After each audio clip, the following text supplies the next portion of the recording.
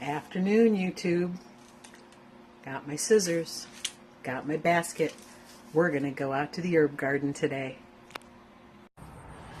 Doing a little workout in the herb garden today. This is Stevia. I've harvested some of it. We have not had a first frost or prediction of a first frost yet, so I'm hesitant to cut it all back, but I cut some, and I've already dehydrated some. I'll show you later. Oregano. It's not growing like I would like, but I'm hopeful that it will come back next year even better. And you'll see marigolds. I just scattered a bunch of seeds around, and I had a few of them germinate. There's a little one. And I'm weeding as I go, so you'll see fewer weeds on this side than that side. Chives are doing well. Rosemary, I think, is doing great, and the thyme, we'll see. We'll see. Over here, now, that was lavender. What I'm going to do with that today, I'm going to dig that up and stick it in my aquaponics system, and since there's still a little bit of life on it, see if I can't revive it. And that's my chocolate mint. It's going crazy. I have harvested a couple of times off of that and dehydrated them. So I'm going to have lots of mint for mint tea or to add to things. It's wonderful. Look what I found growing under my deck. I did not plant these this year. So these came up from something that dropped last year.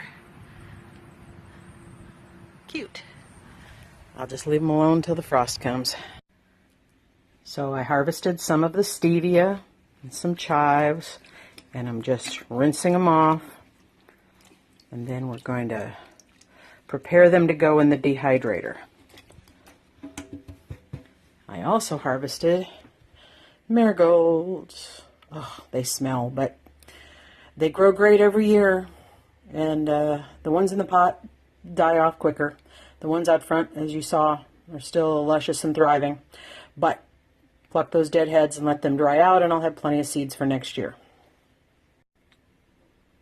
So here are the chives. I'm going to put them on the bottom. I don't think it'll matter much having chives and stevia in the same drying batch. This is my well-loved dehydrator with its trays. I just don't want to take a chance of something dripping down in my...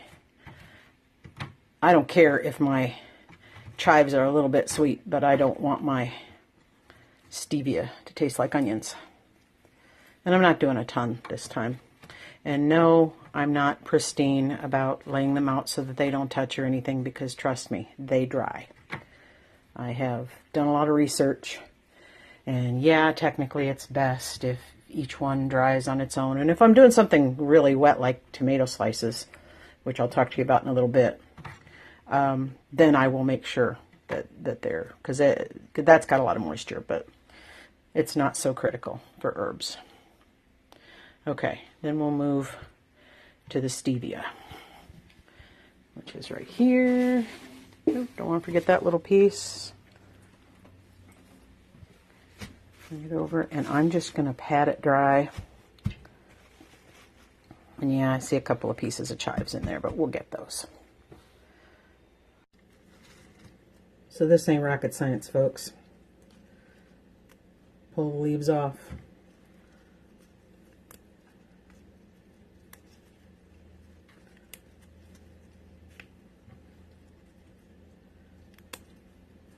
Clump at the end, just leave it together. Throw them on the tray. Not difficult. While I'm doing this, I'll talk to you about stevia. As you can see, stevia is a plant. Stevia is, I don't know, I've heard all kinds of exaggerations, but it's way sweeter than sugar. And all you have to do, all I do is dry it, and it doesn't take nearly as long as some other herbs, really. Didn't the last time I did it. Took maybe 8 to 12 hours is all. Not some herbs like parsley, I've had to go over 24 hours before I got them nice and dry. And then once they're dry, I stick them in a spice grinder, and I end up with beautiful green powdery stuff. Now, the stuff you buy in the store that's white like sugar has been bleached, okay, or some other chemical process to make it white, to make you think that it's, even though it's a perfectly natural thing, oh, I can use this like sugar because it looks like sugar. Well, you can. You can't, I mean, you have to be careful how much you put in. I love my chocolate, and I love sweets as well as the next person, but, you know, when you're asked, if I were given one choice, sweet or savory, I'd choose savory every time. Don't like things that are terribly sickly sweet. Don't like sweet drinks for the most part. Although that punch on the weekend when we were camping, that was awesome stuff. Here's one tray pretty much full. I don't have a whole lot more to go out of this batch, so I will probably divide that among 2 or 3 trays, because you always want to run it with all 4 of your trays, or however many you're going to use. So here are my 3 trays of stevia. Again, not overly full. It could be a lot fuller and it wouldn't matter, but this is what I harvested today. I really want it to keep growing a little bit.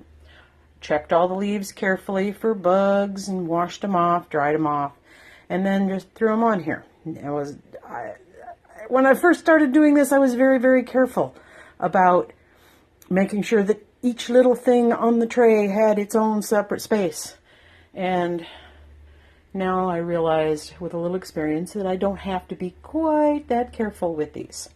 So onto the dehydrator they go, and then I'll show you what it looks like when they're all done. This is my Nesco American Harvest food dehydrator and jerky maker. I have not made jerky in it yet, but I've dehydrated a whole bunch of different things. It runs relatively quietly. It's just a little bit of background hum from the air blowing through it. And I'll check these tonight and see how they're doing, but it's all good to go. I do a little bit at a time. I bought this used off of one of the Facebook Marketplace groups, and couldn't be happier. That's why it's kind of a discolored thing. It's been loved. It's been used. But it works great. No complaints. And this is what the powder looks like when you're all done. So I said, just take the dried leaves, I put them in my spice grinder, grind them up, and it's a beautiful little powder that you can use to sweeten anything with 0 calories and all natural. Not a lot of chemicals or crap that you're putting in your body. I've used my food dehydrator for nectarines. Those are little sweeties.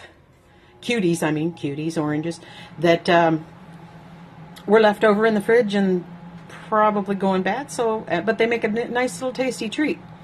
I labeled these sour apple. These were some apples that I bought that they were a little bit tart, and I wanted to label them as sour apple so I remember that they're not sugary sweet. But they might be good in a trail mix or something.